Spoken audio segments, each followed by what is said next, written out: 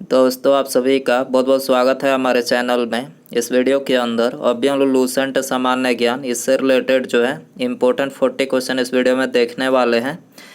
तो दोस्तों आप इस वीडियो को बहुत ध्यान से लास्ट तक देखिए। चैनल पर नया है तो चैनल को सब्सक्राइब कर बेल आइकन प्रेस करें और वीडियो पसंद आए तो प्लीज़ वीडियो को लाइक ज़रूर करें। तो चलिए शुरू करते हैं। देखिए यहाँ पर हमारा पहला क्वेश्चन दिया गया है, लाल मिट्टी की प्रकृति होती है। देखिए वेरी इंपॉर्टेंट क्वेश्चन है, मिट्टियों से रिलेटेड क्वेश्चन जो एग्जाम में पूछे जाते हैं। तो लाल मिट्टी की जो प्रकृति होती है तो अम्लीय होती है। आपको याद रखना है लाल मिट्टी की प्रकृति कैसी होती है, अम्लीय होती है। ऑप्शन बी यहाँ पर करेक्ट हो जाएगा। इसके अलावा भारतीय कृषि अनुसंधान परिषद यानी ICAR ने भारतीय मिट्टी को टोटल 8 भागों में विभक्त किया है। आपको याद रखना है कितने भागों में, 8 भागों में विभक्त किया है, जो यहाँ पर हमने लिखे हैं। पहला जलोढ़ मिट्टी, दूसरी काली मिट्टी, तीसरी लाल एवं पीली मिट्टी, चौथी लैटराइट मिट्टी, पांचवी शुष्क मिट्टी, छठी लवण मृदा, सातवीं जैव मृदा और आठवीं जो है वन मृदा। टोटल भारतीय कृषि अनुसंधान परिषद यानी ICAR ने भारतीय मिट्टी को 8 भागों में विभक्त किया है। आपको याद रखना है। क्वेश्चन नंबर 2 है, दक्कन पास किसके मध्य स्थित है? दक्कन पास किसके मध्य स्थित है? तो करेक्ट आंसर ऑप्शन बी हो जाएगा, दक्षिण अंडमान और लघु अंडमान। ठीक है, दक्कन पास जो है दक्षिण अंडमान और लघु अंडमान के मध्य स्थित है। इसके अलावा प्रमुख अंतर्राष्ट्रीय सीमा रेखा यहाँ पर लिखे हैं। ये भी क्वेश्चन, यहाँ से भी क्वेश्चन एग्जाम में पूछे जाते हैं। मैकमोहन रेखा की बात करें तो भारत और चीन के मध्य जो सीमा रेखा है उसको मैकमोहन रेखा बोला जाता है। डुरंड रेखा पाकिस्तान और अफगानिस्तान के मध्य है। रेड क्लिफ रेखा भारत और पाकिस्तान के बीच है। डुरंड जो रेखा है ये पाकिस्तान और अफगानिस्तान के बीच है। हिंडनबर्ग रेखा की बात करें तो जर्मनी और पोलैंड के मध्य है। मैगिनाट रेखा की बात करें तो जर्मनी और फ्रांस के मध्य। 17वीं समानांतर रेखा उत्तरी और दक्षिणी वियतनाम के बीच है। 38वीं समानांतर रेखा उत्तरी एवं दक्षिणी कोरिया के मध्य है। 49वीं समानांतर रेखा USA एवं कनाडा के बीच है। और 24वीं समानांतर रेखा जो है भारत और पाकिस्तान के बीच है। आपको याद रखना है। क्वेश्चन नंबर 3 है, किसने बहुउद्देशीय नदी घाटी परियोजनाओं को आधुनिक भारत का मंदिर कहा था?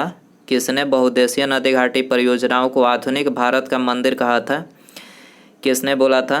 तो ये जवाहरलाल नेहरू ने बोला था। ठीक है, ऑप्शन यहाँ पर करेक्ट हो जाएगा। क्वेश्चन नंबर 4 है, किस राष्ट्रीय उद्यान को पक्षियों का स्वर्ग कहा जाता है? पक्षियों का स्वर्ग आपको याद रखना है, किसको बोला जाता है? तो ये केवलादेव घाना नेशनल पार्क को, केवलादेव घाना जो राष्ट्रीय उद्यान है उसको जो है ये पक्षियों का स्वर्ग कहा जाता है। और ये कहाँ पर है? तो ये राजस्थान के भरतपुर जिले में स्थित है। केवलादेव जो घाना राष्ट्रीय उद्यान है कहाँ पर है? राजस्थान के भरतपुर जिले में स्थित है। क्वेश्चन नंबर 5 है, त्रिशूल पर्वत शिखर किस भारतीय राज्य में अवस्थित है? त्रिशूल पर्वत शिखर किस भारतीय राज्य में अवस्थित है? तो ये उत्तराखंड राज्य में अवस्थित है। ऑप्शन सी यहाँ पर करेक्ट हो जाएगा।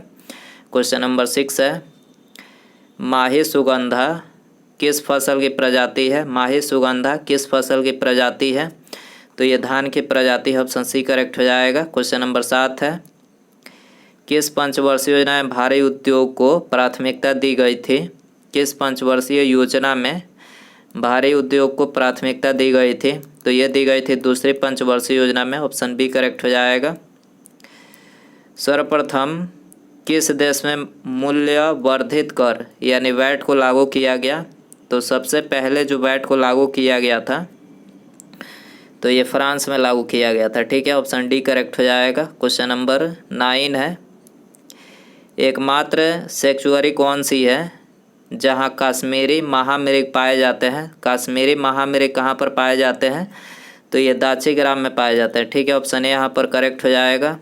दाचीग्राम राष्ट्रीय उद्यान कहाँ पर है? जम्मू कश्मीर में है। याद रखना है, दाचीग्राम जो राष्ट्रीय उद्यान है जम्मू कश्मीर में है। जीवमंडल सुरक्षित क्षेत्र का उद्देश्य है। जीवमंडल सुरक्षित क्षेत्र का उद्देश्य है। ऑप्शन डी यहाँ पर करेक्ट हो जाएगा। उपर्युक्त सभी है इसका उद्देश्य। कृषि उत्पादों पर प्रयोग और विकास, वन्य उत्पादों पर प्रयोग और विकास, वन्य भूमि के वनस्पति एवं प्राणी का परीक्षण। ठीक है, तो यहाँ पर ये तीनों जो है जीवमंडल सुरक्षित क्षेत्र का उद्देश्य है। क्वेश्चन नंबर 11 है, निम्नलिखित में से कौन सा बल सदैव आकर्षित होती है? कौन सा बल सदैव आकर्षित होती है? गुरुत्वाकर्षण बल जो है सदैव आकर्षित होती है। ऑप्शन डी करेक्ट हो जाएगा। शुष्क क्षेत्र का धनोद यानी एनोड किसका बना होता है? शुष्क क्षेत्र का एनोड किसका बना होता है?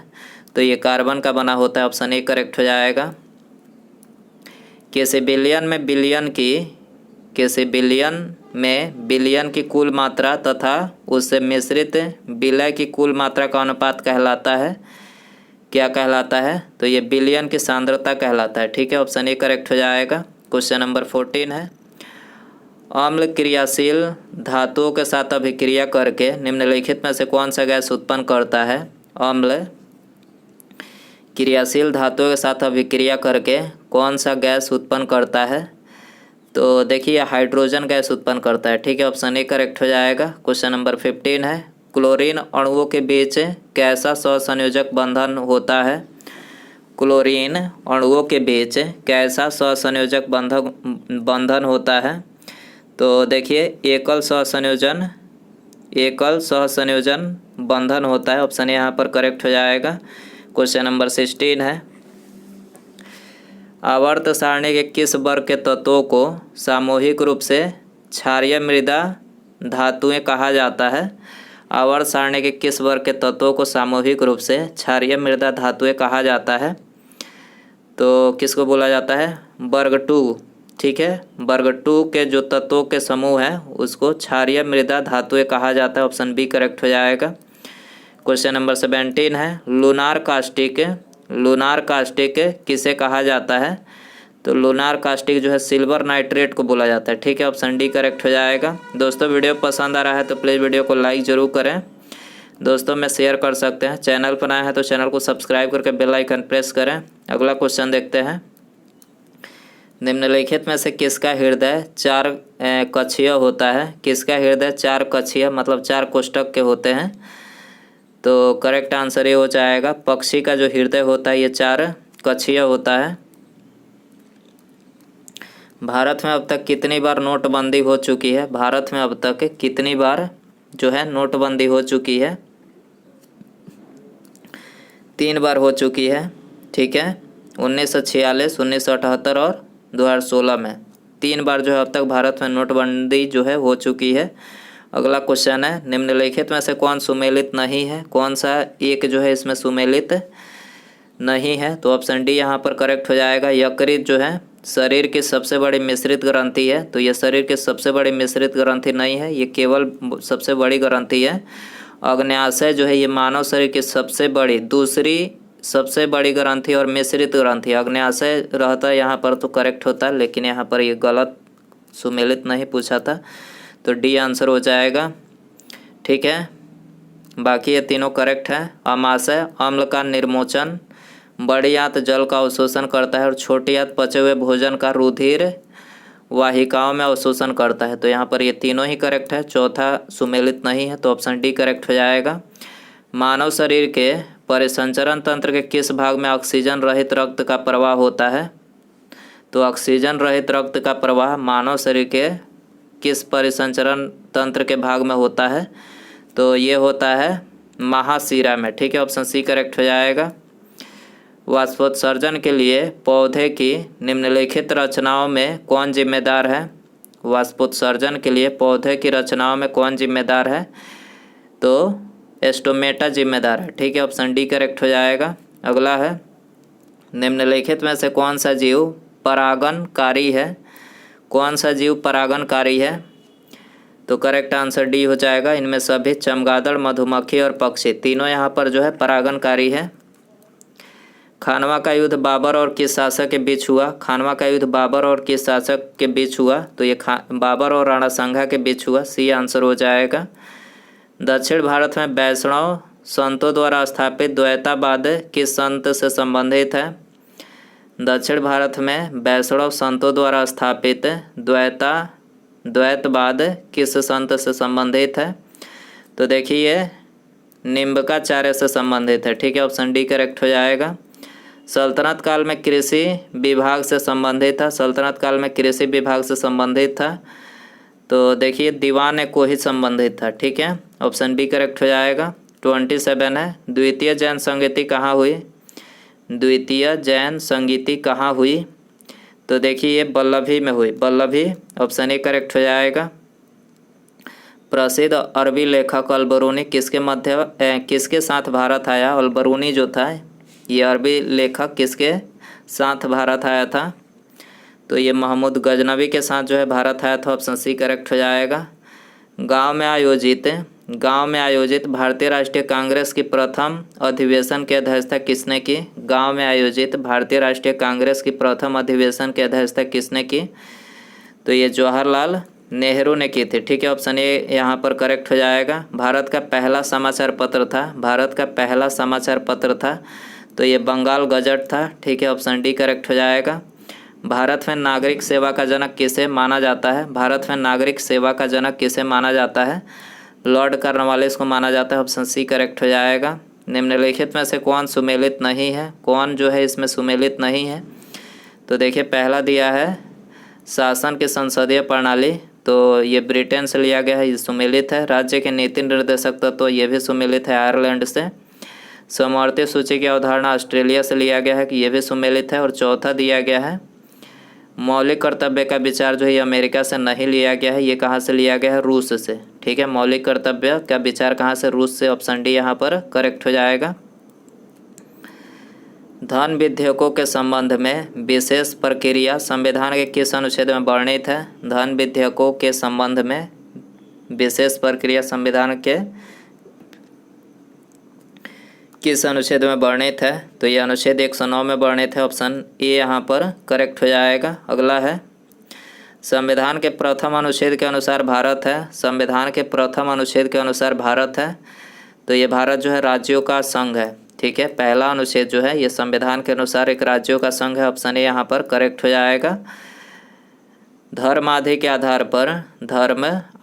आधार पर विभेद या प्रतिषेध एक मूल अधिकार है। निम्न में से किसके अधीन वर्गीकृत किया गया है?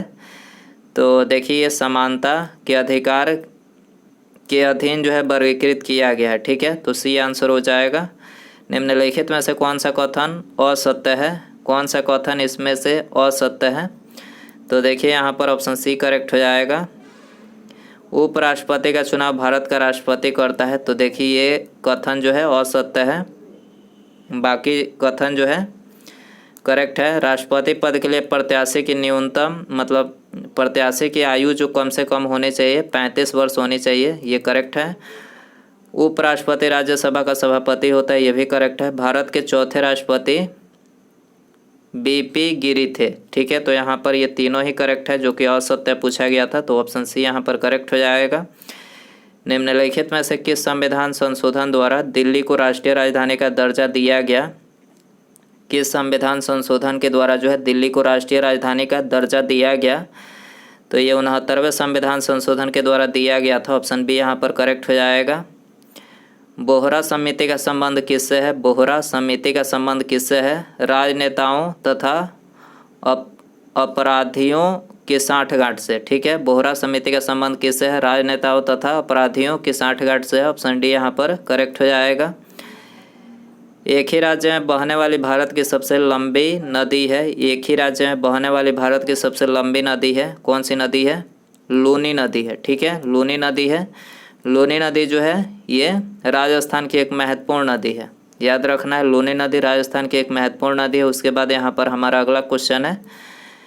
ठीक है, विश्व कप फुटबॉल के प्रथम विजेता देश आपको बताना है। इसमें आपके लिए होमवर्क क्वेश्चन रखते हैं। विश्व कप फुटबॉल के प्रथम विजेता देश आपको इसमें बताना है। Italy, Argentina, Uruguay, Czechoslovakia.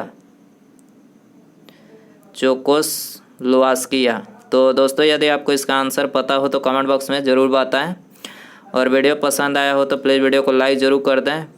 ठीक है, और अपने दोस्तों में शेयर कर सकते हैं। चैनल पर नया है तो चैनल को सब्सक्राइब करके बेल आइकन प्रेस करें। ठीक है, मिलते हैं अगले वीडियो में। नमस्कार, जय हिंद, जय भारत।